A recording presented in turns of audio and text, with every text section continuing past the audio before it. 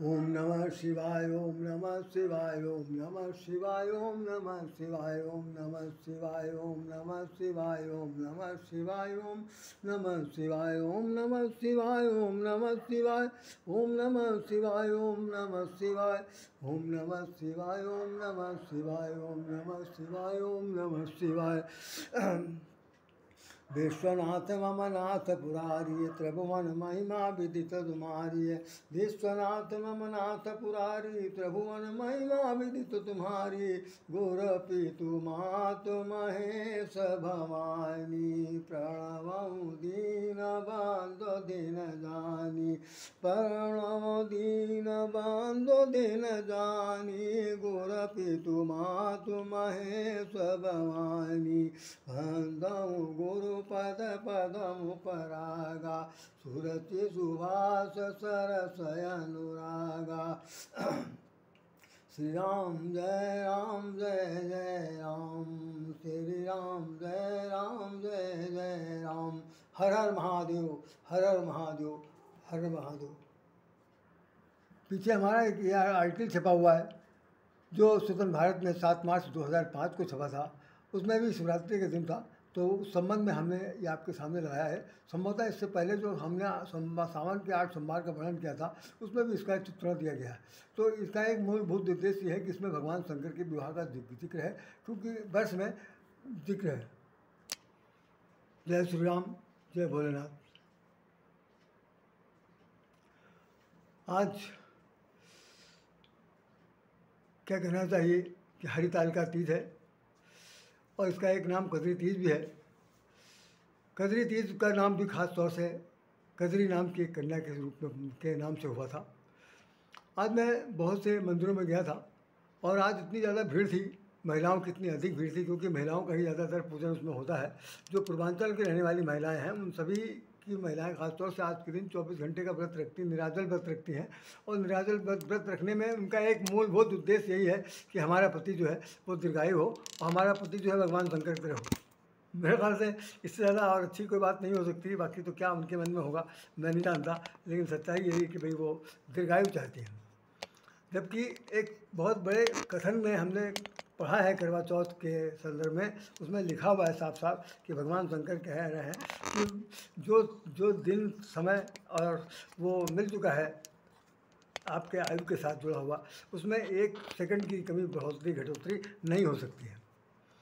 तो ऐसी स्थिति में हमारे कहने मात्र से तो बढ़ ही नहीं सकता, हमारे कहने मात्र से किसी का आयु बढ़ नहीं सकती, हमारे कहने मात्र से कुछ नहीं हो सकता।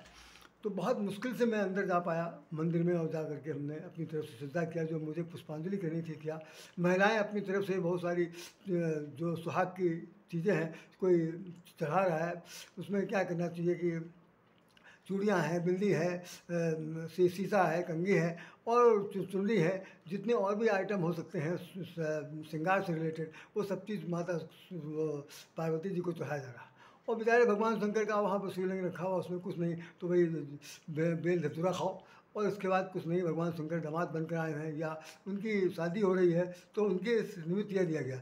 दूसरा कोई अगर होता तो वही होता है भाई दामाद है या आने वाला दूल्हा है, उसके लिए कुछ भाई वस्त्र वस्त्र के इंतजाम हो, कुछ और चीज़ आभूषण या उपहार दिया जाना चाहिए, ऐसा कुछ नहीं।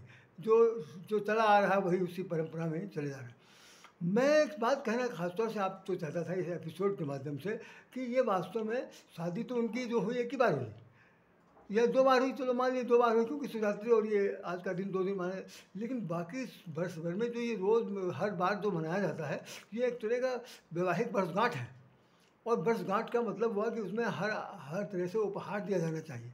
शादी कराने का तो कोई औचित्य नहीं, शादी कराने को तो फिर तो हम लोगों से सबक सीखना चाहिए कि हमारे वैवाहिक जीवन में जो वर्षगांठ आए तो हम भी वही जयमाल उनको पहनाए, वो हमको जयमाल पहनाए और ये कहें कि भाई ये जो माला है ये हर जीवन में हमें आप एक दूसरे को पहनाने का मौका मिले, तभी एक सुहाग रह सकता है, 7 जन्मों को साथ रहता है। ऐसा कुछ नहीं है।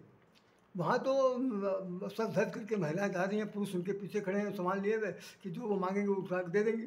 मतलब आपका तो कोई दूर दूर तक स्थान नहीं है। उसके बाद शादी हो रही। चलिए खैर, आइए हम इस बात को एक प्रकार का जो वैवाहिक जीवन में जो घटित घटना पारिवारिक जीवन में होती है उस पर हमने एक चर्चा कर दिया। अब सच्चाई क्या है, हम आपको बताना, आज ज़्यादा मैं डिटेल बिल्कुल नहीं लूँगा। अच्छा, तो कजरी के बारे में बता दूँ, कजरी जो है वो एक नाम जो है माता विंध्यवासिनी देवी का नाम कजरी है। मिर्ज़ापुर में वो निवास करती हैं और उसमें उसमें लिखा हुआ नंद सुता। स्टेशन के ऊपर एक बहुत बड़ा स्लोगन अंग्रेजी में, वो संस्कृत और लिखा, उसका हिंदी अनुवाद लिखा कि ये गोप सुता है, अर्थात जो कन्या आकाश में चली गई थी तब उसके हाथ से छूट करके वो विंध्य पर्वत पर निवास करती हैं, उनका नाम कजरी है। और वो कजरी आज जो विंध्यवासिनी देवी जो है दुर्गा के रूप में पूजी जाती है, इसलिए है।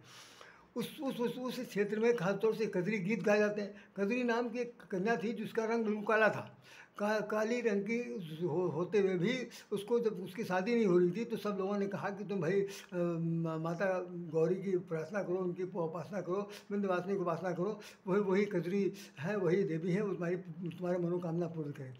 तो वो उस जंगल, निर्जन जंगल वन में गीत गाती है, यही कजरी गाती है। भाई हम तो गाती कजरी सुना नहीं सकते, गीत गाती है। और गाने के बाद बहुत दिन ऐसा उसके जीवन में आया कि वो विवाह संस्कार उसका संपन्न हो गया। तो आज भी कजरी गीत गाई जाती है, कुछ संयोग के साथ, कुछ वियोग के साथ, और बहुत ही मार्मिकता से जुड़ी हुई गीत है। मैं तो सुन करके बहुत बहुत बहुत आनंदित होता हूँ कि ऐसा भी लोकगीत है जो जीवन में जीवांत भरने वाला है। तो आज हम लोग चलिए सब बारात में शामिल होते हैं। भगवान शंकर जो है बिल्कुल शादी के लिए तैयार हो गए हैं और उन्हें अब तो हिमाचल के घर पहुंचना है। हम लोग भी बराती हैं, उनके साथ जो बराती हैं वो कौन कौन से लोग हैं उनका नाम भी हम आपको पढ़ के सुना देते हैं। पहली चीज़ तो उनको सजाया गया, तो सजाने वाली एक चौपाई 4-5 लाइन में पढ़ दूँ तो उसे आप गौर से देखें।